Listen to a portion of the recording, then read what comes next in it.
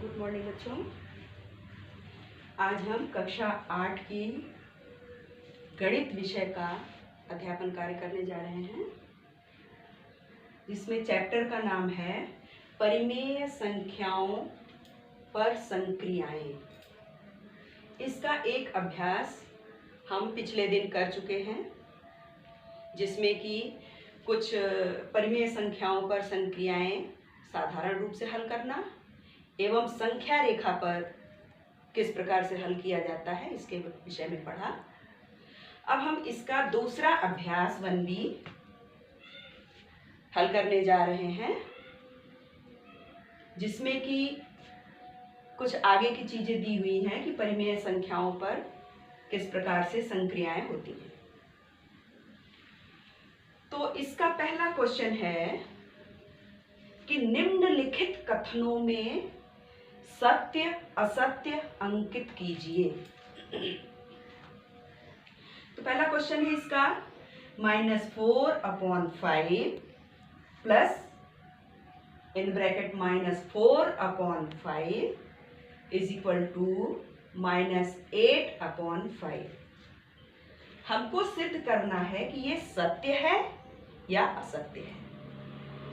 तो हम इसको हल कर लेते हैं। जैसा कि कल आप लोगों ने बच्चों पढ़ा कि हमें सवाल हल करने से पहले परिमेय संख्या का अगर ब्रैकेट है तो ब्रैकेट हटाना चाहिए, और चिन्ह अगर दो पास आ रहे हैं तो उनमें क्या होता है, गुणा होता है। गुणा करके उस चिन्ह को एक चिन्ह में कन्वर्ट कर लेते हैं।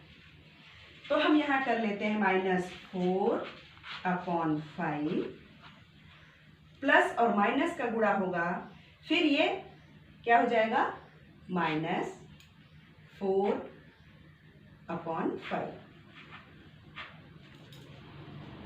ब्रैकेट खोलने के बाद हम क्या करते हैं, हम देखते हैं कि हर बराबर है कि नहीं। तो हम देख रहे हैं इसमें कि हर बराबर हैं। हर बराबर हैं तो एलसीएम हमारा 5 हो गया, और उसके अंश क्या बचते हैं, -4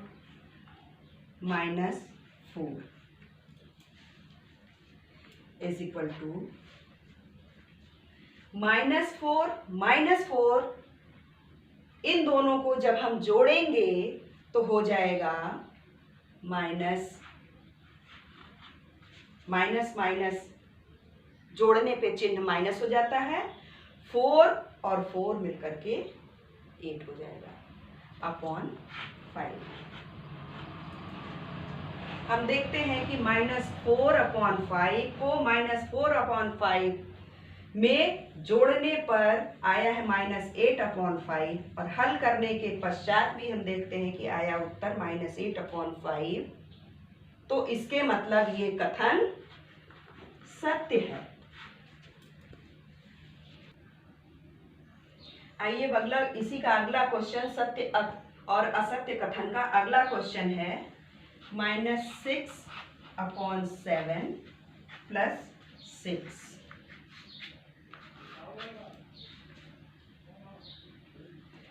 परिमेय संख्या नहीं है। संख्या नहीं है, ये क्वेश्चन है। -6/7 प्लस 6 परिमेय संख्या नहीं है। तो आइए हम इसको भी हल करके सिद्ध करते हैं कि ये परिमेय संख्या है कि नहीं है। हम देखते हैं इसमें कि एक परिमेय संख्या में है, एक पूर्णांक है। इस पूर्णांक को भी हम परिमेय संख्या में परिवर्तित कर लेंगे। -6/7 प्लस 6/1। किसी भी संख्या के हर के रूप में अगर हम 1 रखते हैं तो उसकी वैल्यू वो संख्या ही होती है। इसीलिए हम पिछले चैप्टर में भी पढ़ चुके हैं कि किसी संख्या के किसी पूर्ण संख्या को परिमेय संख्या में परिवर्तित करने के लिए उसके हर के रूप में हम 1 रख सकते हैं। अब ये एक तरह से आप देख रहे हैं कि परिमेय संख्या का जोड़ बन गया। हम जानते हैं जोड़ को हल करने के लिए सबसे पहले हम उसके हर को बराबर करते हैं। तो एक परिमेय संख्या हो गई हमारी -6/7 प्लस दूसरी परिमेय संख्या हो गई 6/1। अब देखते हैं इनके हर बराबर नहीं है। हर को बराबर करने के लिए हम एलसीएम लेते हैं, लेकिन अगर दो परिमेय संख्याएं ऐसी दी हुई हों जिनमें एक परिमेय संख्या का हर 1 है, तो हम उसमें एलसीएम जो दूसरी संख्या का हर होता है उसको मान सकते हैं। यानी हम मान सकते हैं कि इसमें एक परिमेय संख्या का हर 1 है, तो हम मान सकते हैं दूसरी संख्या 7 है, तो एलसीएम 7 होगा। ठीक, तो हम ले लेते हैं -6/7 प्लस 6/1 को 7 करने के लिए, इस 1 को 7 करने के लिए हम इसमें किस अंक का गुणा करें कि ये 1 7 हो जाए। तो हम देखते हैं कि 1 7 जा 7, यानी 7 से गुणा करते हैं तो ये 7 हो जाएगा। आप जानते हैं कि जिस संख्या का गुणा हम हर में करते हैं उसी संख्या का गुणा उसके अंश में भी करते हैं। अब ये हो गया हमारा -6/7 एक परिमेय संख्या, प्लस दूसरी परिमेय संख्या हो गई 6 7 जा 42, यानी 6 7 42 अपॉन 1 7 जा 7। अब हम देखते हैं कि दोनों परिमेय संख्याओं के हर बराबर हो गए हैं। अब हम इनको हल कर लेते हैं। -6/7 प्लस 42/7। हम इसको और सरल बनाने के लिए परिमेय संख्याओं के क्रम को बदल सकते हैं। जैसे 42/7 धनात्मक है तो इसको पहले लिख लेते हैं 42/7।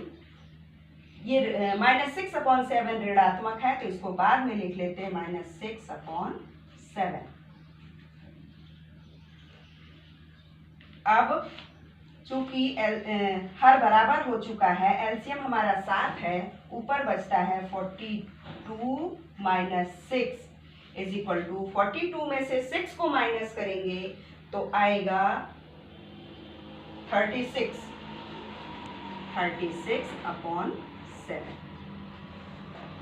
यहाँ पर हमने 42 को पहले कर लिया और 42/7 को पहले कर लिया और -6/7 को बाद में कर लिया। तो जोड़ में हम देखते हैं कि संख्याओं के क्रम को बदल सकते हैं।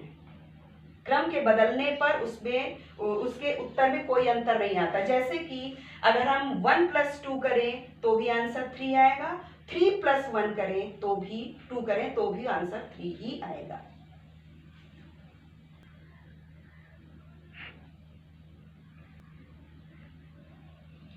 अब इसी सत्य असत्य को ही सिद्ध करने के लिए अगला प्रश्न है बच्चों कि दो परिमेय संख्याओं के जोड़ने पर क्रम बदलने पर योगफल वही रहता है।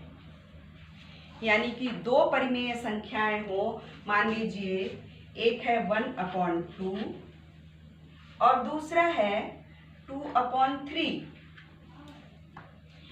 तो कह रहा है प्रश्न कि इसको जोड़ने पर, इसके क्रम बदलने पर इसका उत्तर वही रहता है। तो देखते हैं ये सही है कि गलत। तो 1/2 एक परिमेय संख्या है मान लीजिए और दूसरा है 2/3। इसको हम जोड़ते हैं, ठीक है। जोड़ते हैं तो हम देखेंगे इसका एलसीएम 6 आता है और इसका जोड़ चूंकि 2 में 3 का गुणा करने पे 6 आता है तो इसमें भी 3 का गुणा करेंगे तो यहाँ हो जाएगा 3 प्लस 3 में 2 से गुणा करने पर 6 आता है, इसलिए इसमें भी 2 का गुणा करेंगे तो ये हो जाएगा 4। तो इसका उत्तर आता है 3 प्लस 4 यानी कि 7/6। अब हम क्रम बदल करके इसको देखते हैं कि अगर 2/3 को पहले लिख दें प्लस 1/2 को बाद में लिख दें, तब देखते हैं उत्तर क्या आता है। तब भी हमारा एलसीएम 6 आएगा और यहाँ पे 2 2 जा 4 आएगा और यहाँ पे 3 आएगा और जोड़ने पे 4 और 3 को आएगा 7/6। हम देखते हैं कि दोनों ही दशाओं में आंसर 7/6 आता है, यानी कि दो परिमेय संख्याओं को जोड़ने पर या उसके क्रम बदल करके जोड़ने पर भी उत्तर एक ही आता है, इसलिए ये कथन सत्य है। तो इन दोनों दशाओं में हमने देखा कि उत्तर एक ही आता है। इस क्रिया को हम जोड़ में प्रयोग कर सकते हैं और गुणे में भी प्रयोग कर सकते हैं कि हम परिमेय संख्याओं के स्थान को बदल दें तो वो उत्तर एक ही आता है। लेकिन भाग और घटाने में ये रूल लागू नहीं होता है। सिर्फ जोड़ और गुणे में ये रूल लागू होता है कि हम परिमेय संख्याओं के क्रम को बदल दें, 1 + 2 करें या 2 + 1 करें, उत्तर एक ही आएगा। 2 × 3 करें तब भी उत्तर 6 आएगा, 3 × 2 करें तब भी उत्तर 6 ही आएगा।